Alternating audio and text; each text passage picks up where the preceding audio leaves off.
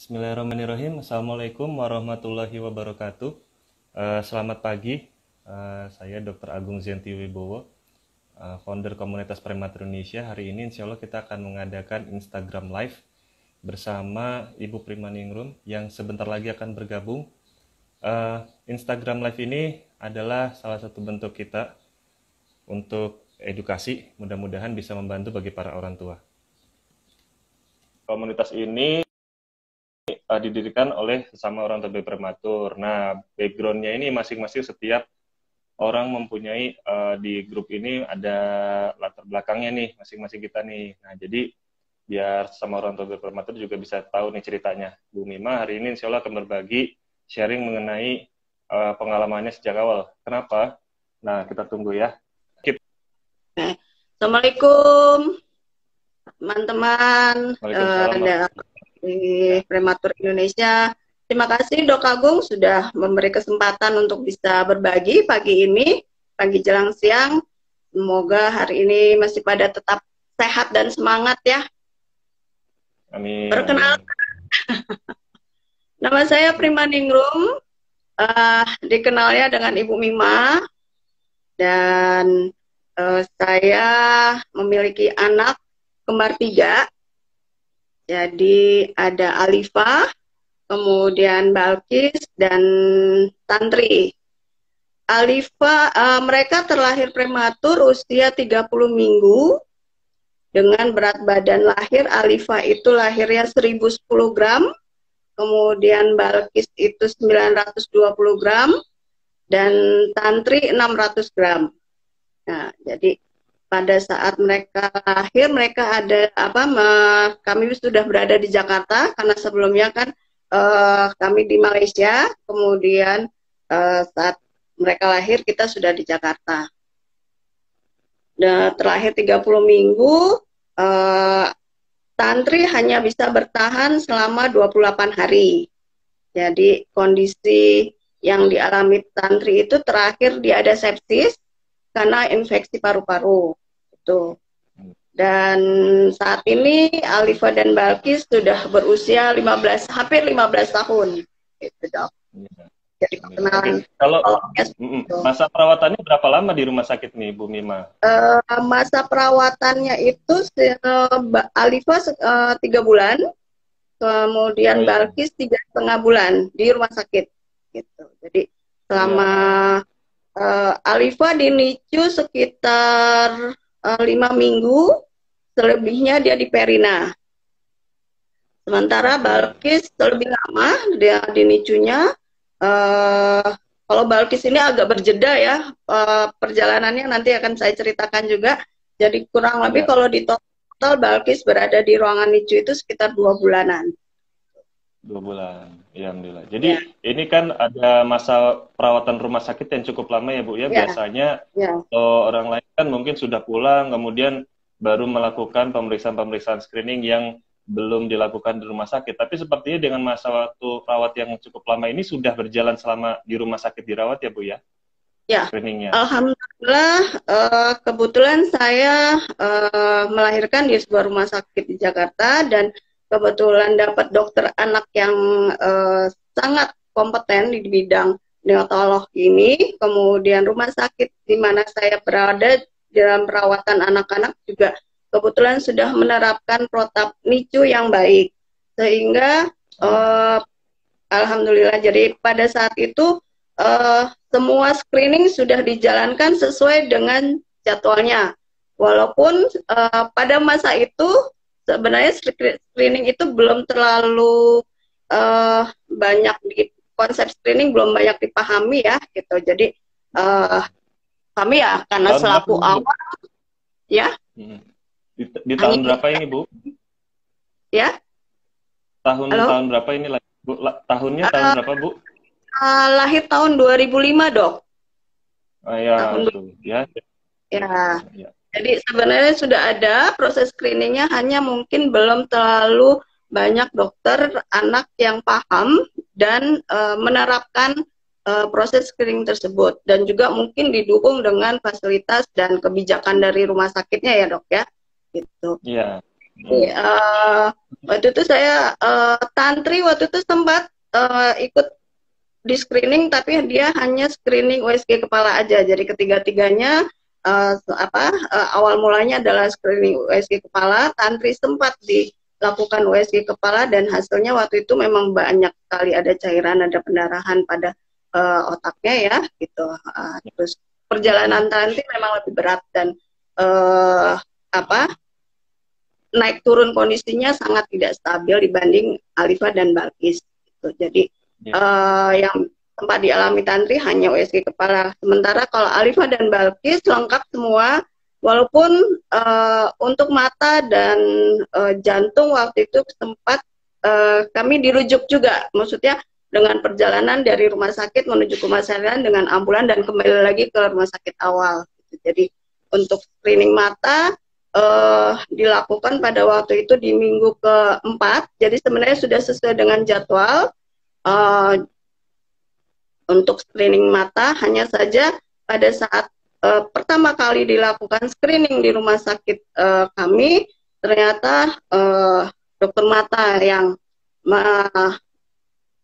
melakukannya merasa tidak yakin dengan kondisi hasil screeningnya, sehingga kami dirujuk waktu itu ke ahli retina yang saat itu kalau tidak salah memang baru satu-satunya di Jakarta ya, waktu itu dengan dokter Syakon di KMN gitu. Jadi kami dirujuk ke dokter Syakon. Jadi dari rumah sakit kami menggunakan ambulan ke klinik mata Nusantara. Jadi screening dilakukan di luar rumah sakit tempat anak-anak dirawat gitu, Dok. Iya, iya. Sampai ini ada kisah yang kita sering dengar dan menjadi inspirasi ya Bu ya, mengenai bagaimana akhirnya penanganan screening ROP untuk Balkis sampai dibawa lebih lanjut ya Bu ya, ke luar ya Bu? Ya Dok. Jadi mengenai screening, jadi di antara waktu itu setelah screening yang pertama sambil menunggu jadwal untuk screening yang kedua, kami sempat di screening jantung dulu Dok waktu itu. Dan kami dibawa ke Rumah Sakit Harapan Kita. Itu, baik Alifa dan Balkis, dua-duanya kita dirujuk ke Rumah Sakit Harapan Kita untuk lakukan screening jantung. Alhamdulillah pada saat itu kondisinya baik. Nah, kemudian kembali lagi ke rumah sakit. Waktu itu anak-anak dirawat di Hermina ya, kembali lagi ke Hermina dan menunggu jadwal screening mata yang kedua. Waktu itu hanya berapa hari sih Dok dari yang yang pertama, karena emang kondisinya pas saat awal Balkis itu sudah didiagnosa dengan stage 3. Gitu. Jadi pas Alifa ROP-nya stage 1, Balkis stage 3. Kemudian pada saat kami sudah bisa jadwal ke klinik mata Nusantara dengan dokter Syafon, hasilnya bukan berada di stage 3, tapi sudah stage 4B. Gitu. Nah, segera kami mendapat penjelasan mengenai apa lebih detail lagi mengenai ROP dan tindakan-tindakan apa yang harus dilakukan. Nah, pada saat itu beliau mengatakan bahwa di tempat beliau masih mempunyai keterbatasan SDM untuk bisa melakukan tindakan.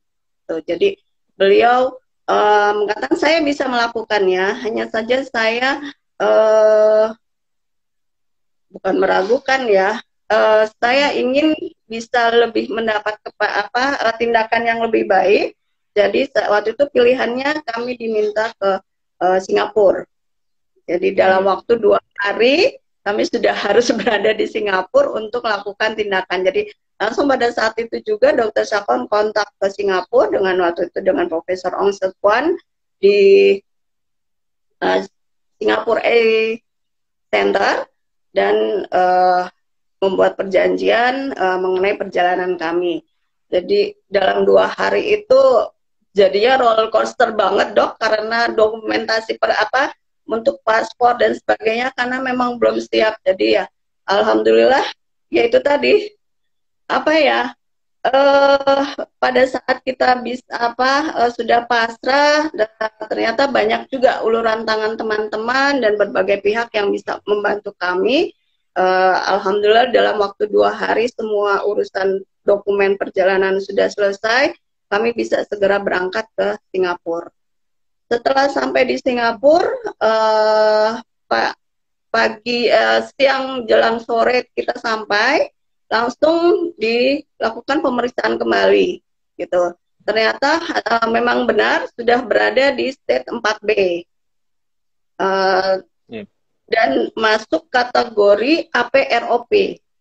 Jadi memang APROP ini yang sebuah pergerakan kerusakan jaringannya yang memang berpacu dengan waktu, cepat sekali perubahannya, sehingga dokter tidak yang memeriksa juga tidak membuang waktu lagi, langsung keesokan harinya dijadwalkan untuk screening, maksudnya untuk operasi. Pada saat perjalanan kami itu Balkis berusia 38 hari dengan berat 1.200 gram.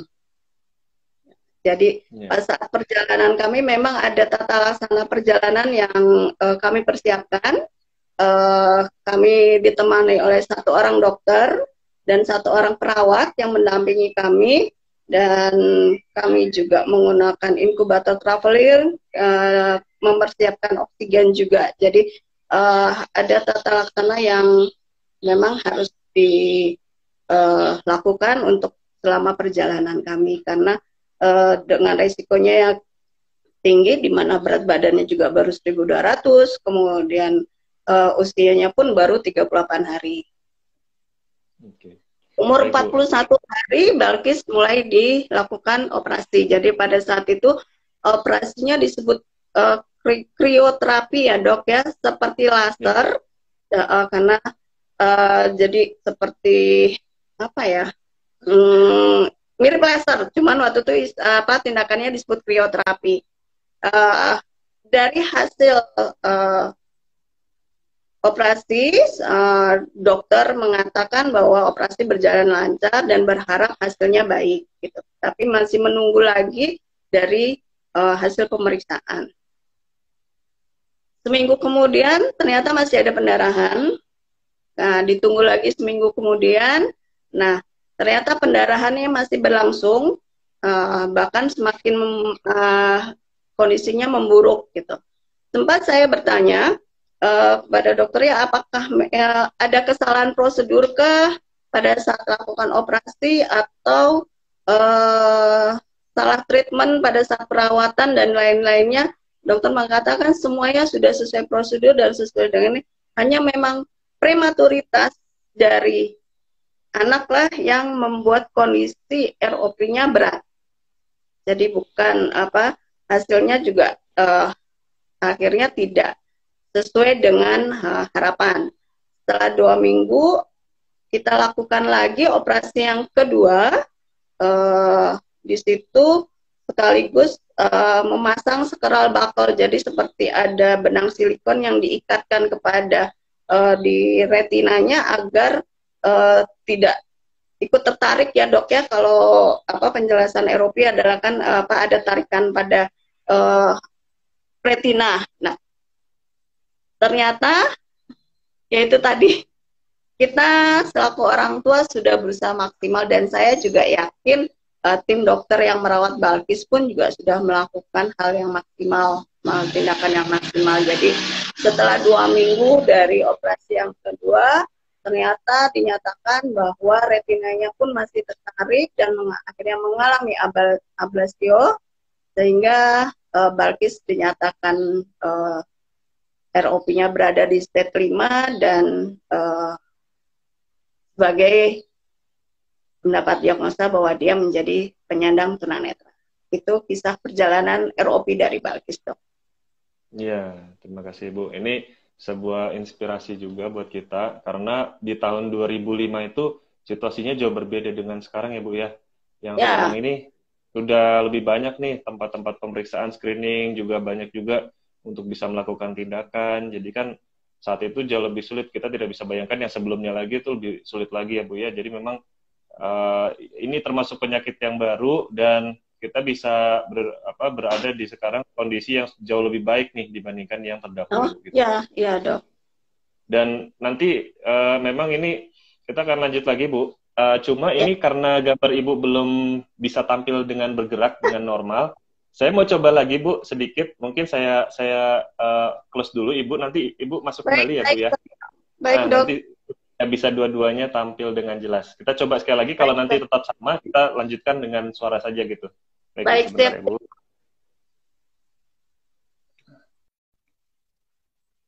Oke. Ya, jadi melanjutkan yang disampaikan oleh Bu Mima, bagaimana kisahnya membawa anaknya Balkis ya untuk periksa screening ROP itu tidak mudah, apalagi saat itu memang masih sangat terbatas. Berbeda dengan sekarang yang lebih banyak kita bisa temui, walaupun belum semua kota di Indonesia ada, tetapi sudah lebih mudah ya. Dan itu juga kita bisa lihat bahwa Ibu Mima membawa Balkis sampai ke Singapura ya, naik pesawat. Kita coba sekali lagi ya. Oke, kita tunggu koneksinya. Mudah-mudahan yang sekarang lebih bagus, jadi kita ngobrolnya lebih enak. Ya, apakah ini sudah terdengar, Bu? Ya, halo. Iya, sudah bisa terdengar, Ya, tetapi gambarnya gambar. masih sama, Bu, jadi nggak masalah. Oke, nggak apa-apa deh dok, nggak usah pakai Iya, gambar. nggak apa-apa. Iya, nggak usah pakai gambar. Ada perwakilannya, Bu, cuman nggak bergerak ya gambarnya. Baik, Baik, Bu. Jadi itu kisah yang kita dengarkan dan menjadi inspirasi Bu, karena kan sebagian orang tua ini khawatir kalau mau periksa anaknya jauh gitu ya, beda kota ya, tapi kenyataannya ibu sendiri malah sampai menangani sampai ke luar negeri ya Bu ya, ya dan dok. dengan menggunakan pesawat dan didampingi tim dokter juga. Nah kemudian sekarang kondisinya mungkin Indonesia masih ada juga nih yang screening harus ke kota lain ataupun mungkin ke pulau lain yang lebih besar ya Bu ya. Ini Ya, kan memang kita masih banyak kita temui. Nah, sekarang sebelum kita ke komunitas, kita lanjutin dulu bagaimana ngobrol dengan Ibu ini ya. Kalau yang tadi kan cerita tentang screening ya Bu ya, tentang ya, masih masa dirawat ya. Setelah itu kan pulang ya Bu, sudah kembali ke rumah di usia sekitar usia-usia sebelum sekolah. Nah, ini ceritanya gimana ya. Bu, perkembangannya anak-anak setelah sampai kembali di rumah, usia-usia balita itu seperti apa? Ya. Saya bersyukurnya anaknya kembar ya dok ya, jadi punya pembanding. Ya. Jadi waktu itu belum kenal KPSP dan hanya berdasarkan hasil diskusi aja setiap kontrol dengan dokter. Kemudian saya saling membandingkan, sebenarnya jangan ditiru juga sih, jelek juga nih membandingkan anak anak satu dengan anak yang lainnya walaupun kembar ya. Hanya yang saya bandingkan adalah begini, oh Alifa sudah bisa miring nih gitu. Saya langsung berpikir, oh berarti Balkis harus bisa juga gitu kan.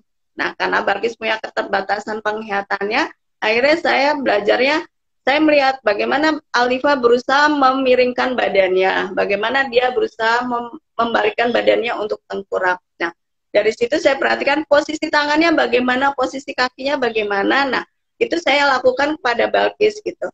Oh, pada saat Balkis Alifa mau miring, posisi tangannya begini, tangannya begini. Jadi pada saya melatih menstimulasi Balkis seperti itu. Jadi saya posisikan Balkis tangannya seperti Alifa bagaimana dia berusaha miring atau tengkurap gitu. Jadi itu proses membandingkan ya. Kemudian pada proses masa balita, yaitu tadi masih saling membandingkan dengan satu yang lainnya untuk proses tumbuh kembangnya. Walaupun pada akhirnya kalau mengenai berat badan, seiring perjalanan waktu, ini anak dua beda banget gitu kan. Beda banget. Iya. Yang satu mungil langsing, yang satu cenderung padat berisi gitu kan. Kemudian jadwal-jadwal imunisasi tetap kami lakukan sesuai jadwal,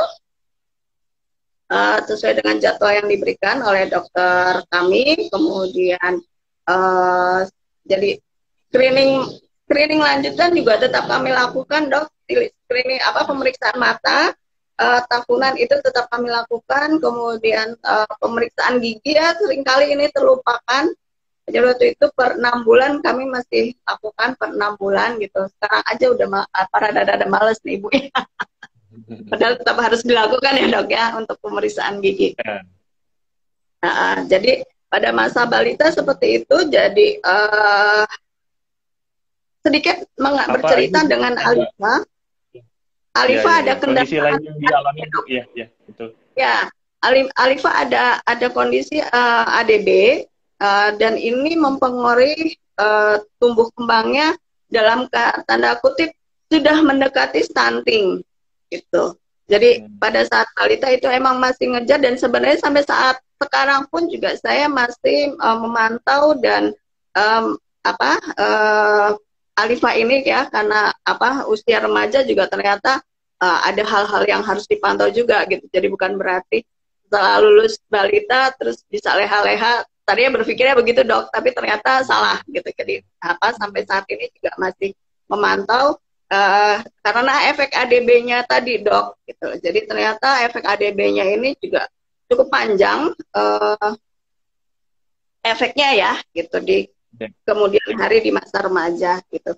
Jadi proses balitanya seperti itu dok, yang Ya, jadi sempat mengalami anemia defisiensi besi. Sempat ada ya transfusi darah atau suplementasi besi atau bagaimana Bu yang penanganannya saat itu? pada saat mereka masih dalam perawatan di rumah sakit ya, baik Alifa, Balkis sempat mengalami transfusi gitu kan.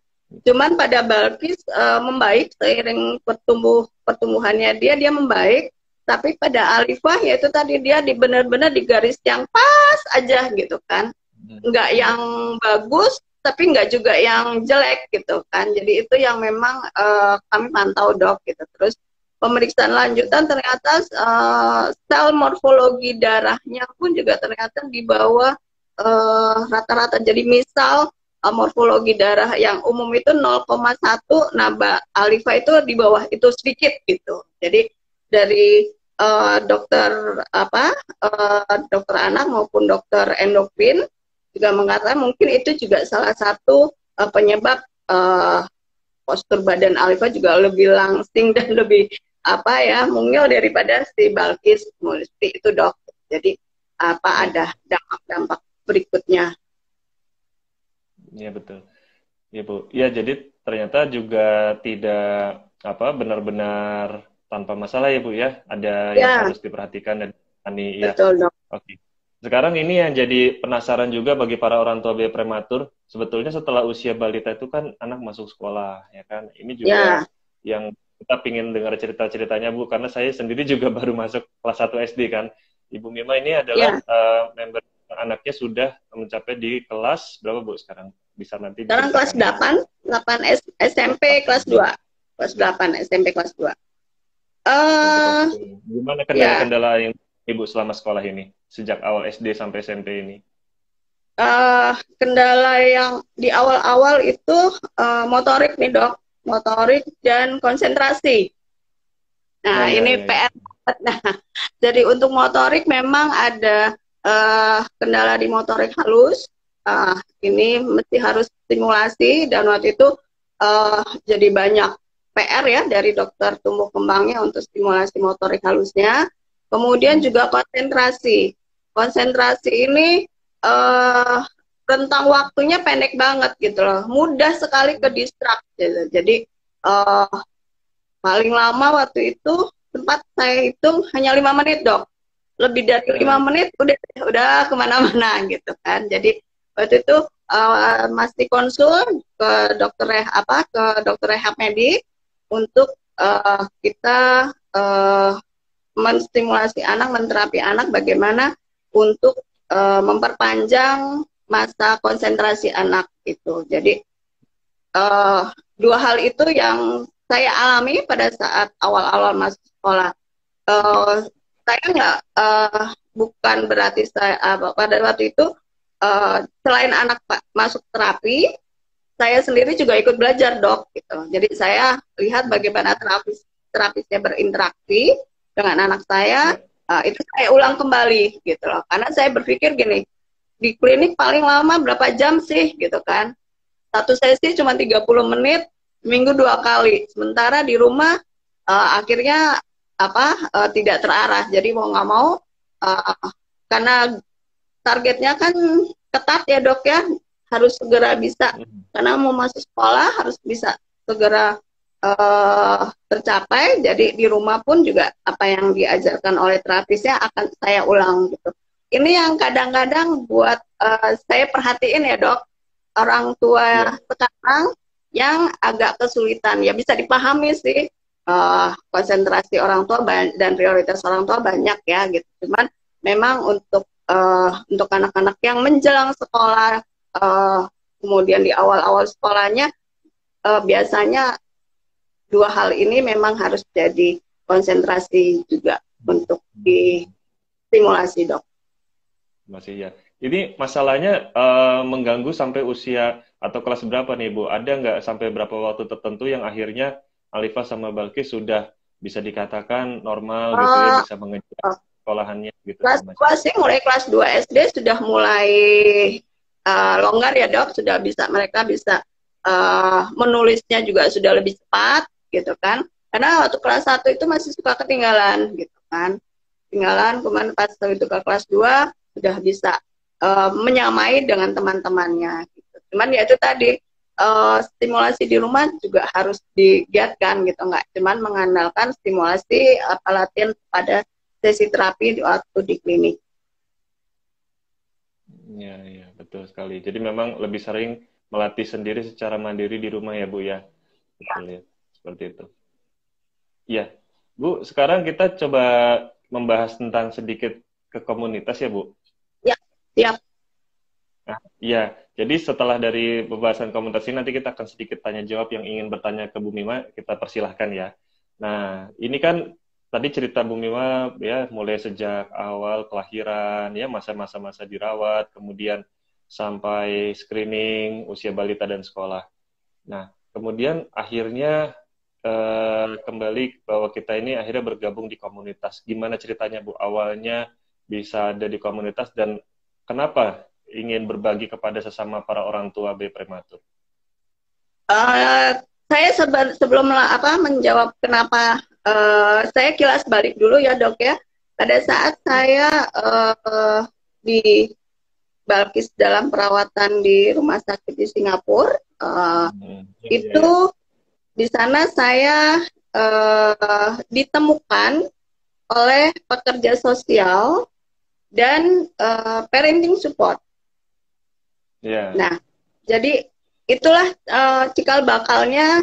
Saya ngerasa ya waktu itu di negara orang jauh kan dan tidak punya banyak teman saudara yang bisa kami temui di Singapura gitu. Jadi pada waktu itu merasa ya udah cuman sendiri aja ngurusin fokus dengan anak di rumah sakit gitu. Jadi waktu itu ada pekerja sosial yang 2-3 hari sekali rutin mengunjungi saya perlu apa, butuh apa, ada pakaian kotor atau ada makanan yang perlu dibeli gitu. Kemudian dari selama di ruangan laktasi pada saat memerah ASI juga ditemukan dengan teman-teman orang tua bayi prematur juga, mereka ternyata ada parenting supportnya. Jadi mereka saling bercerita kendala apa yang dialamin, kemudian nangis-nangis bareng gitu kan, kemudian ada yang merasa kesulitan gitu, dan buat saya itu sangat membantu dok gitu kan. Dan waktu itu terpikir, aduh enak ya kalau nanti saya pulang di Indonesia ada seperti ini gitu kan. Nah udah, itu cita-cita aja sih dok gitu kan. Iya. Ya udah, seiring dengan berjalannya waktu, ya udah akhirnya kok saya juga udah lupa ya tahun berapa ya, itu waktu itu ada super prematur. Nah, saya ditemukan dengan Bu Desi waktu itu, oke. Terus ngobrol-ngobrol, oke, baik, kita coba handle membantu teman-teman di super prematur. Waktu itu kan super prematur adalah bentukan sebuah rumah sakit di Surabaya. Ya udah kita ngobrol-ngobrol antara beberapa teman. Ya udah kita membantu menjadi sebagai admin dari wadah seperti itu. Jadi itu cikal bakalnya. Kemudian seiring jalan waktu, Prematur Indonesia terbentuk. Ya sudah, rasanya semakin nyaman ya dok. Dengan teman-teman baru di Prematur Indonesia, dan akhirnya itu tadi, cita-cita lama muncul, Dok, gitu Iya, kan. betul, betul, betul, betul. Merasa gini Iya. pada saat, oh iya ya, dulu itu saya merasa terbantu sekali gitu kan. Nah, Mhm. sekarang pada saat ada prematur Indonesia, diawali super prematur, sebenarnya juga kalau mau cuek, udahlah nggak butuh-butuh amat gitu loh. Mhm. Iya, Maksudnya iya, iya. dari sisi saya sudah nggak butuh-butuh amat gitu kan. Gitu loh. Cuman saya langsung terpikir apa ya, merasa nyaman aja, ada teman yang bisa ditanya, ada nyaman yang bisa berbagi gitu, walaupun mungkin sama-sama tidak menyelesaikan masalah gitu kan, cuma Mhm. didengerin aja, pengen ini gitu lah. Jadi itu tadi yang kenapa akhirnya oke, yaudah bisa kok saya gitu kan. Terus saya juga apa bisa berbagi dengan teman-teman yang ada di Prematur Indonesia. Jadi awalnya seperti itu, Dok. Kenapa Iya. akhirnya concern dengan dan saya melihatnya gini bahwa dampak dari prematuritas itu nggak sehari dua hari atau tidak hanya pada saat masih bayi aja, keluar rumah sakit, kemudian pada masa balita, masa tumbuh kembangnya, dan sekarang pun anak-anak udah remaja pun ternyata dampaknya sisa-sisanya masih terlihat gitu. Jadi pelajaran sebenarnya bukan uh, pelajaran hidup yang harus selalu digali ya, Dok ya gitu. Iya.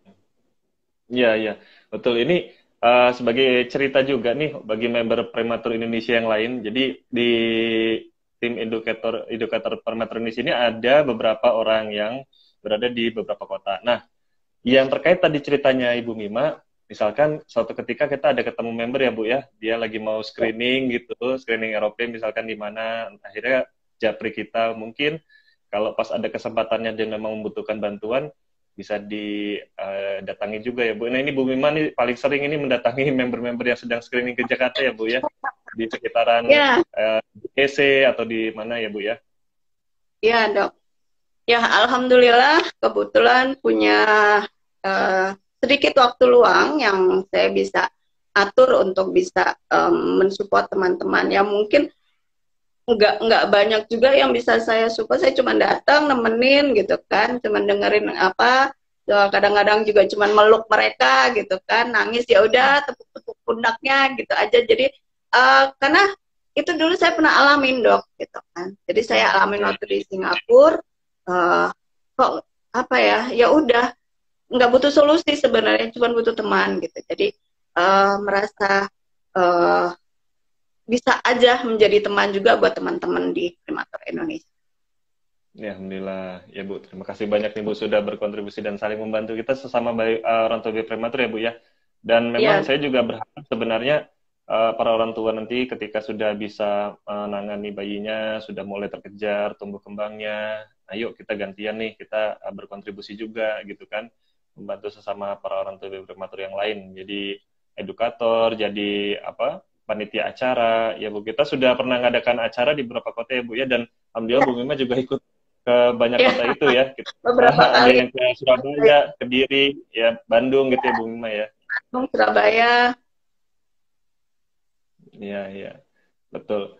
Nah, ini kita coba membuka pertanyaan. Ada yang ingin bertanya kepada Bu Mima, silahkan dituliskan saja pertanyaannya. Ini ada beberapa pertanyaan, tetapi sepertinya pertanyaan terkait ini ya, seperti di grup ya.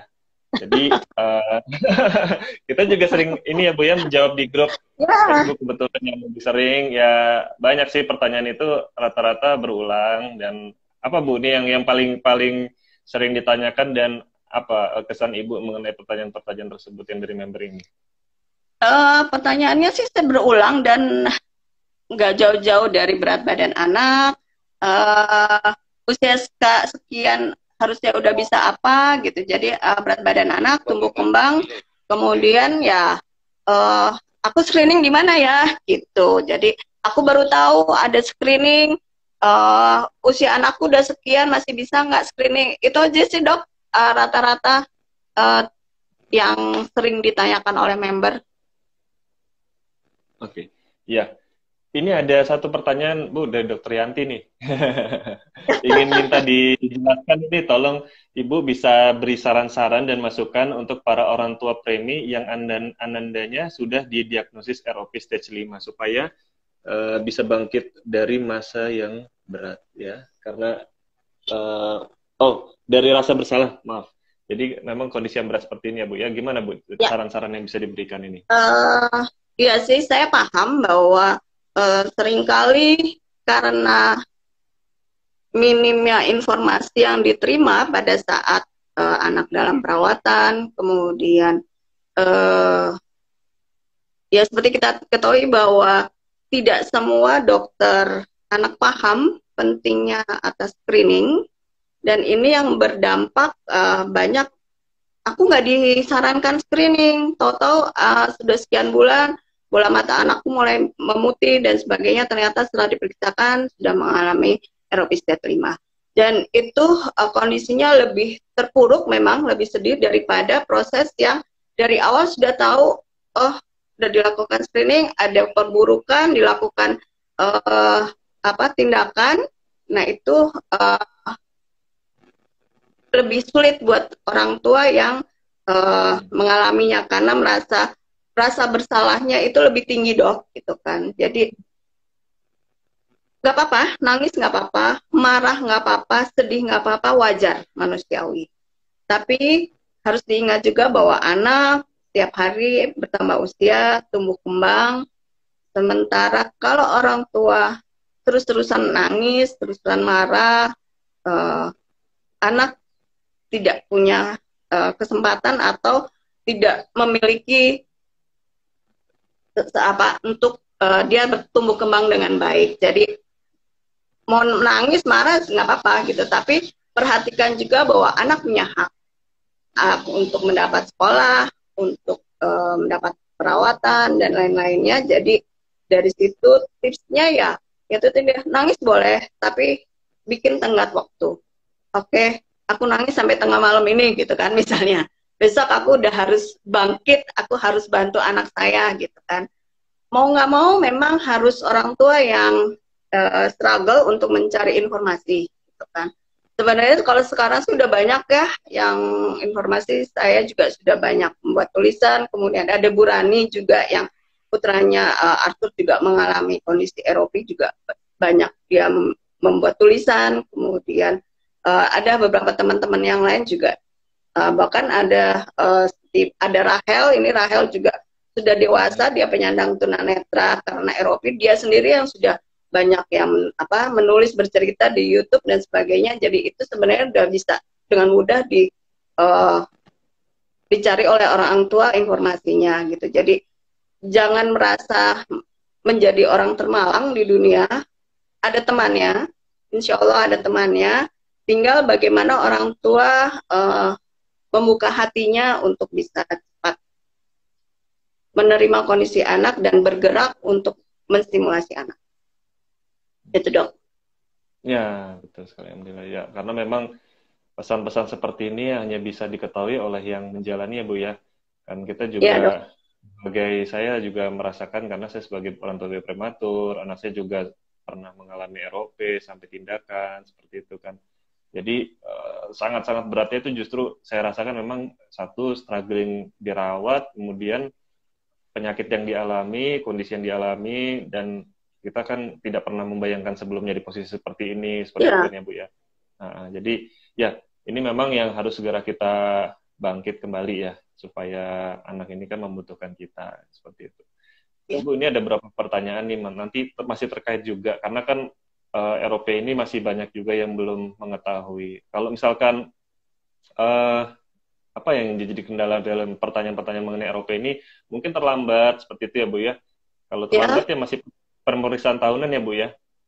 ya, kalau untuk yang sudah lewat 4 bulan dan dirasa penglihatannya anak baik-baik aja, tetapi tetap harus dilakukan pemeriksaan. Jadi ada pemeriksaan di usia 6 bulan, kemudian setelah itu pemeriksaan di usia 1 tahun, kemudian rutin per tahun sekali, dok, gitu loh. Supaya apabila ada kendala seperti strabimus atau juling atau kondisi yang membutuhkan perawat bantuan kacamata seperti anak minus atau plus, bisa segera terdeteksi dan diberi alat bantu, karena seringkali tidak nampak nih gitu kan. karena anak juga nggak tahu gitu loh, bahwa sebenarnya penglihatan dia terganggu gitu kan. Jadi anak merasa ya udah memang beginilah apa yang dia lihat gitu. Setelah dilakukan pemeriksaan baru ternyata oh ternyata sebenarnya minusnya tinggi gitu. Setelah diberi pakai alat bantu kacamata baru anak sadar, oh ternyata selama ini aku ngelihatnya seperti itu tuh salah, buram gitu. Harusnya clear lebih baik dengan menggunakan kacamata. Nah itu yang kadang-kadang si anak tidak tahu bahwa penglihatannya mengalami gangguan, si orang tuanya pun juga menganggap karena anaknya bisa beraktivitas biasa, istilahnya nggak ya apa nggak nabrak, kemudian bisa membedakan warna, kemudian itu jadi mengambil apa fine-fine aja gitu. Jadi tetap harus dilakukan pemeriksaan. Iya, iya, karena kita perlu pemeriksaan yang objektif ya Bu ya, kan Ya, apa sekedar bisa melihat itu kan kualitasnya bagaimana seperti itu kan. ya, Kemudian tadi strabismus ya, mata juling itu, mata malas, mata minus ya. Memang masih banyak sih PR-nya. Jadi kalau nanti orang tua yang pas kebenaran belum periksa ROP, sudah lewat waktunya dan memang kelihatannya normal, penglihatannya tetap diperiksakan seperti tadi jadwalnya ya. Nah, ya. kalau misalkan screening lain ya juga ada yang masih bisa dilakukan tanpa ada batas waktu, misalnya echo jantung. Kalau belum ya silahkan diperiksakan. Kalau pendengaran kemarin ada diskusi ya, kita sebetulnya diagnosis sampai usia 3 bulan dan untuk yang apa batas terakhirnya 6 bulan itu harus diperiksakan gitu. Jadi ya ini kita tetap concern ya mengenai screening ini karena kita lihat dampaknya prematuritas itu perlu dilihat berkelanjutan ya nanti sampai anak sekolah dan sampai usia dewasa juga gitu ya. Oke. Iya, Dok. Ada yang ingin bertanya lagi dari yang menyimak di sini, yang hadir ada sekitar 30 40 orang ya tadi ya.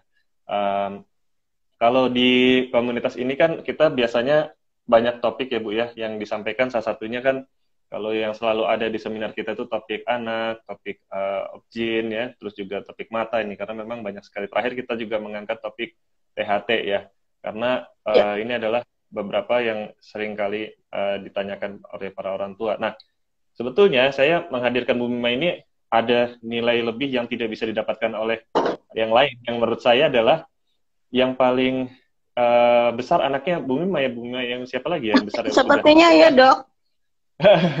jadi yang udah kelihatan anaknya sampai usia kelas 8 atau SMP kelas 2 itu adalah Bu Mima. Nah, di situ kan kita bisa lihat bagaimana sih di sekolahannya. Nah, di sekolahannya ini sudah sekolah di sekolah umum seperti biasa Bu ya. Iya. Jadi Nah, alhamdulillah Balkis walaupun sebagai penyandang tunanetra saat ini sudah bersekolah di sekolah umum di SMP negeri di Jakarta Timur gitu. Panjang sih perjalanan iya. perjalanan Ceritanya untuk ada cerita memilih sekolah seperti itu ya Bu ya, dari awal saya ngikutin di SD ya. ya. Jadi waktu SD memang Balkis sekolah di SLB. Jadi Ya. persiapannya untuk bisa masuk sekolah umum bagi penyandang tunanetra juga nggak asal cemplung aja, ada persiapan-persiapannya. Dan kebetulan kami, saya dan Balkis baru siap setelah Balkis masuk SMP. Karena ada juga teman-teman yang pada satu SD pun dia mereka sudah siap gitu. Jadi nggak bisa dibandingkan. Oh kalau gitu aku ikut Bu Mima aja deh SD di SLB, SMP-nya nanti baru umum. Nggak bisa juga. Kembali lagi kita asesmen kemampuan anak. Kalau memang anak dari SD sudah bisa mampu untuk inklusi bersekolah di sekolah umum, kenapa harus ditunda sampai SMP gitu kan? Jadi proses setiap anak adalah beda. Tapi ada juga orang tua yang akhirnya ada teman anaknya SMA baru masuk ke sekolah umum gitu, atau bahkan udah kuliah baru dia di perguruan tinggi, tapi selama dari SD, SMP, SMA dia di SLB gitu. Jadi tiap anak punya kemampuan serta persiapan sendiri-sendiri. Jadi tergantung hasil asesmennya dok gitu. Jadi alhamdulillah kami sudah melalui beberapa kali asesmen dan pada saat SMP Balkis bisa sekolah di sekolah umum gitu. Ya, alhamdulillah ya. Secara umum berarti kalau untuk kontrol ke dokter yang rutin ini periksa mata saja ya Bu ya, atau ada yang lain lagi nih Bu? Yang Alifah mungkin ada Rutin saat kontrol. ini memang ada apa periksa mata aja sih dok, gitu setahun sekali. Baik Aldiva dan Balkis. Nah ini sering jadi pertanyaan, buat Balkis untuk apa gitu kan periksa mata gitu kan. Jadi toh ke dokter mata nggak menghasilkan apa-apa gitu, dalam artian dia tidak akan juga bisa melihat gitu. Jadi yang dikontrol untuk Balkis, untuk anak-anak tunanetra adalah dari sisi kesehatan matanya. Jadi bukan fungsi penglihatannya. Jadi dari sisi penglihatan apa fungsi kesehatan mata di sini dalam artian ada tidak sumbatan air mata, kemudian apakah ada pada Balkis sudah ada petisis ya dok ya, pengecilan bola mata gitu kan, apakah ada perubahan dari dimensi dari bola matanya itu, apakah ada iritasi dan lain sebagainya. Jadi lebih kepada untuk anak-anak tunanetra pemeriksaannya adalah untuk kesehatan mata, bukan untuk melihat fungsi penglihatannya. Kalau Alifah ya masih tetap dilihat adalah fungsi penglihatan, dalam artian apakah ada minus, apakah ada apa cylinders dan lain sebagainya. Ya betul. Jadi tetap ada pemeriksaan rutin ya Bu ya, karena kan ini bukan satu hal yang sudah tampak normal kemudian kita nggak periksa gitu kan. Ya jadi ini kita tetap harus periksakan rutin. Ya, jadi alhamdulillah tadi Ibu sudah banyak bercerita tentang pengalamannya sejak awal kemudian sampai anak bertumbuh besar sampai kemudian bisa sekolah usia SMP ini. Ibu Mima ada pesan Bu untuk para orang tua bayi prematur nih Bu, menjelang kita waktunya sebentar lagi selesai, apa yang ingin disampaikan kepada para orang tua bayi prematur? Ya, tetap semangat sih. Saya paham bahwa sedih ya melihat anak berada dalam perawatan di ruang NICU, di rumah sakit, orang tua di rumah, anak masih di rumah sakit gitu. Cuman tetap semangat gitu. Kemudian patuhi jadwal imunisasi buat yang sudah keluar dari rumah sakit, kemudian patuhi jadwal screening gitu. Apabila di kota kediaman tidak ada lokasi screening, ya mau tidak mau memang harus dijadwalkan untuk bisa berangkat ke kota yang memiliki sarana, fasilitas, alat dan tenaga ahli untuk screening, terutama untuk screening RUP ini, karena memang berpacu dengan waktu dan yang dipertaruhkan adalah masa depan penglihatan yang anak. Gitu. Jadi bukan keegoisan orang tua yang jauh, apa masih kecil dan lain sebagainya.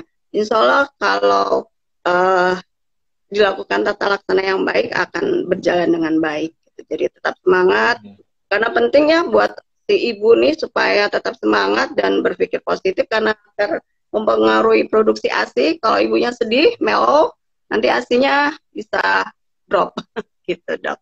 Oke, jadi tetap semangat, insya Allah bisa. Ya, alhamdulillah.